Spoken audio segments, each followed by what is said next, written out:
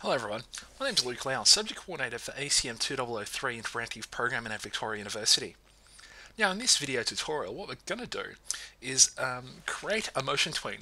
Now some students last week emailed me or posted up on the bulletin board that they were a little bit unclear of the steps or the processes of actually doing this motion tween. So we're just going to revisit it in the video tutorials. Now if this does happen to you in the following weeks and we're not explaining things clearly, just send us an email or post it up on the bulletin board and we'll try to cover it in the video tutorials as much as we can. Okay, so the very first thing we're going to do to actually get this motion tween done is rename the layer. And we're going to rename it to character move. So we're going to move a character in this layer. And the very first thing we're going to do, second thing we're going to do is draw this character very, very roughly.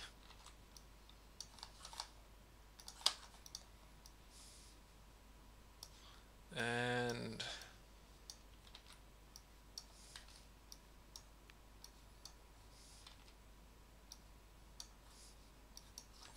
okay, so we've got our character there. And now what we need to do is highlight her. So we just click, drag, highlights all of that character. And then we need to convert it to a movie clip because movie clips can be moved through motion tween. And we're going to call this stick figure Miss Stick Figure. Now, just make sure it's a movie clip. Now, regarding the name of this movie clip, it's Miss Stick Figure. So, Miss being the first word is all lowercase. The second and third word start off with a capital letter. And because it's a movie clip, it ends off with MC. Okay, so just go OK for that. And you can see now this character is called Miss Stick Figure, which we can see in the properties window. Miss Stick Figure. You can also see this item now in the library, so if you just click on the library, Miss Stick Figure pops up. Okay, so we've got our character now. Now what we just need to do is insert a frame. So right click and insert frame on frame 40 or whatever frame you really want to. And that extends out the timeline, so it's that this character is appearing on more than just the one frame. Okay, now what we need to do now is right click and create motion tween. Now once we've done that, the actual the timeline turns blue. Originally, I'll just undo for a second, it's grey, meaning that there's nothing happening except for raw graphics on that state, on that layer. But when we right click and go motion tween, it goes blue. Okay, so what we can do now is simply click on a frame, whatever frame you want, which I'm going to say frame 40, and then drag this character across. And once we've done that, a green line appears.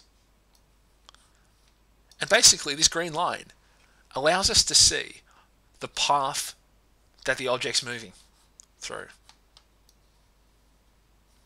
Now if I change this color, just bear with me, but if we actually had a green background, we wouldn't want to have this green path because it'd be too hard to see.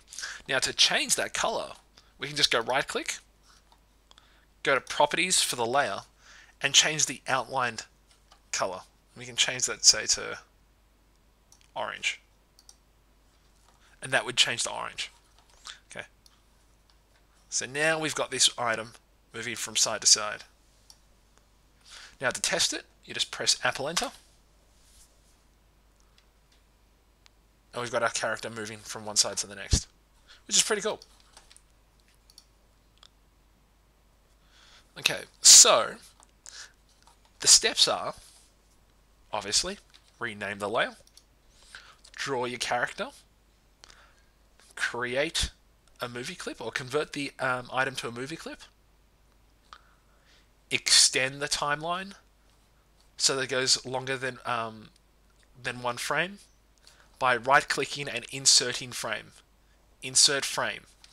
Then right-click the timeline and click on Create Motion Tween. Then the next step is to click on the item, click on the frame that you want the animation to end, click on the item, and then drag.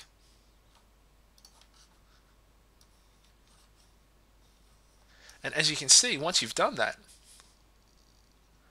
a little diamond will appear on the frame, or on the frame that you actually finish the animation, or you want that item to actually move to.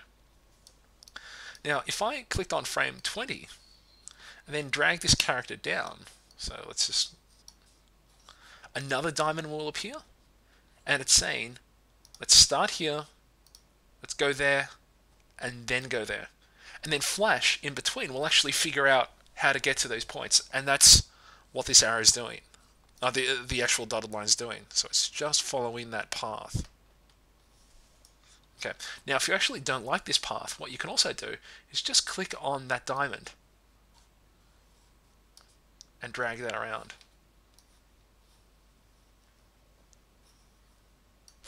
Okay, well that's the end of this video tutorial. If you have any questions, please ask your tutor. Otherwise, post it up on the bulletin board and myself, your tutor, or one of your peers will actually answer your question. Thank you very much, and I'll see you next week. Okay, bye.